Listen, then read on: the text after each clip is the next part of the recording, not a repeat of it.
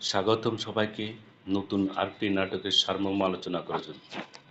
নাটকটি হলো তৌসিফ মাহবুব ও নেহা অভিনীত নাটক চলো হারিয়ে যাই।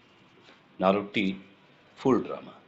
এই নাটকে তৌসিফ মাহবুব নিজের বাস্তব জীবন, নিজের ভবিষ্যৎ নিয়ে নিজের কোনো স্বপ্ন আঁকতে পারেননি। যার স্বপ্ন বাবা যেভাবে বলছেন সেভাবেই তার কাজ করছে, এই হলো তার ক্ষোভ। এবং নেহা এখানে একটি রেডিওতে আরজে, সেই সুন্দরভাবে পরিচালনা করে তার রেডিও উপস্থাপনা, কিন্তু দেখা যায় সে এখানে কি হয়, প্রতারিত হয়, তাকে কোনো প্রমোশন দেওয়া হয় না। এই দুঃখ নিয়ে দুজনেই বাড়ির থেকে বেরিয়ে পড়ে এবং এখানে টোটাল ৬-৭ জন লোক, ৮ জনের মতো লোক একসাথে বেরিয়ে পড়ে ঘুরতে, অজানার উদ্দেশ্যে সাগর পাড়ে। ঘুরতে গিয়ে একে অপরের দুঃখ কষ্টকে নিয়ে আলোচনা করা হয়। একসময় আর্জেন এবং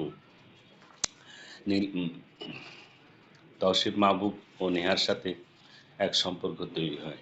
এই সম্পর্ক ঘিরেই নাটকটি খুবই সুন্দর দেখতে, আপনারা খুবই আনন্দ পাবেন। সবাইকে দেখার অনুরোধ রইল এবং একটি লাইক দিবেন। ধন্যবাদ।